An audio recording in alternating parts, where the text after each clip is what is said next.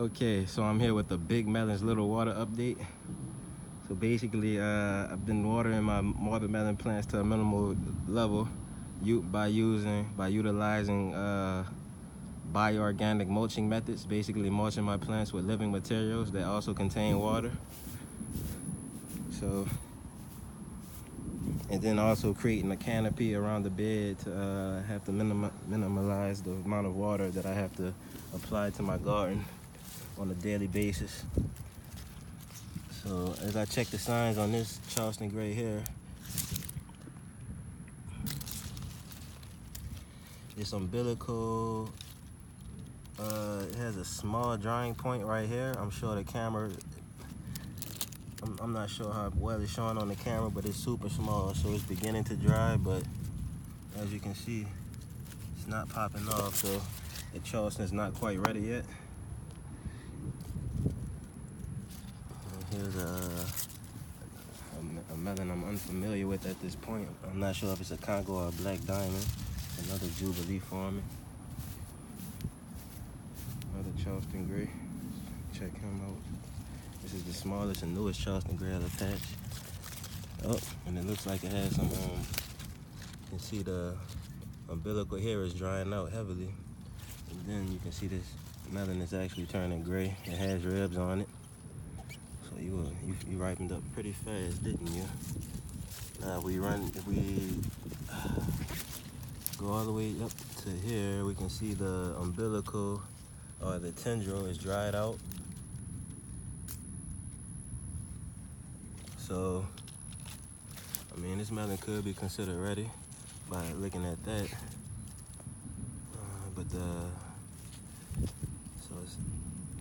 This isn't removing. So the umbilical isn't removing, meaning it's not ready to go yet. My large Charleston, large Jubilee right here. I have a large Crimson Sweet inside the bed. I mean a large Cal Sweet inside the bed. Out of 3 Cal Sweet plants, I only had 2 Cal Sweet melons. One was 10.2 pounds, and this other one is a large one that I haven't harvested yet. So, but it's definitely a large one. This Charleston, I'm assuming, is the largest melon in my patch at this point. Now, as we observe the ripening signs that I spoke of, that you want to actually look for when harvesting a Charleston Grey watermelon, you want to have, you see the little dry marks in there? You want the umbilical to basically begin drying out. And then in front of my index, you can also see another dry mark. So that's the first sign. Another way to tell, you want the umbilical to be sunken into the melon, as this is. And I can also see dry marks right there. So once I remove this umbilical, you will see the dry marks I'm speaking of. And just to show you also, this tendril is dry. It's been dried out for about 3 weeks now. About 2 to 3 weeks that tendril has been dried out. So I don't go by the tendril as a ripening sign. The tendril only, to me, it only represents completion of water intake and completion of the swelling of the melon, which coincides with water intake. And then once the umbilical begins drying, what actually connects the melon to the vine, once that begins drying, then that symbolizes nutrient intake is either complete or is beginning to complete. So I'm gonna harvest this Charleston Grey now.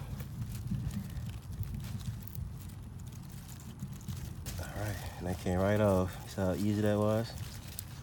Just to show you the umbilical. See the slight drying right there?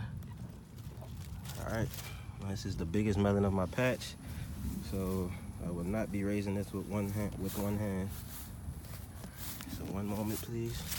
I'll put this camera down right here.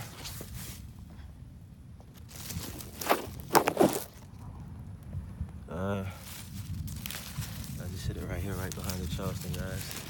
Bear with me for one moment as I move this vine around and lift this Charleston out of here.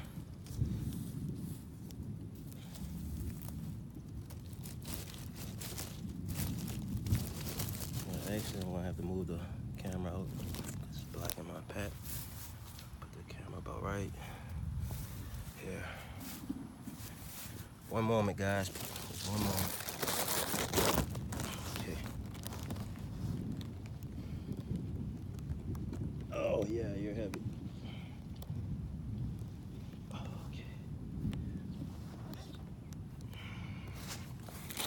Okay, I have the Charleston harvested.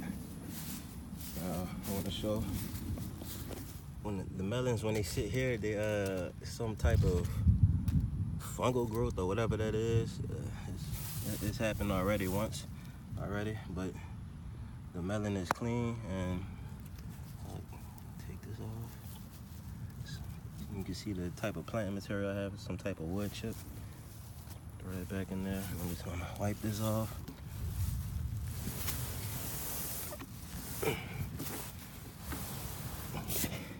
Check out this bottom.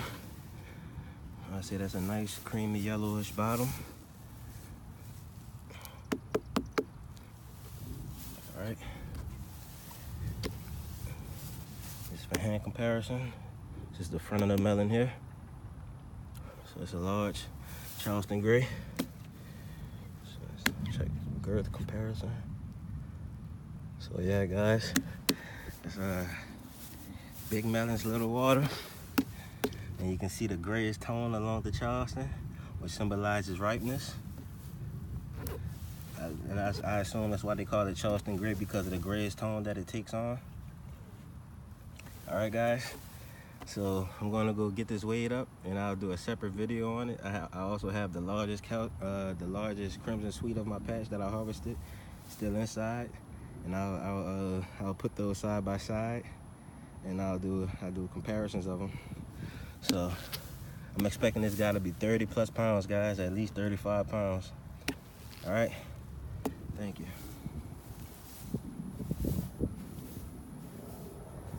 Jubilee will be harvested within a couple more days.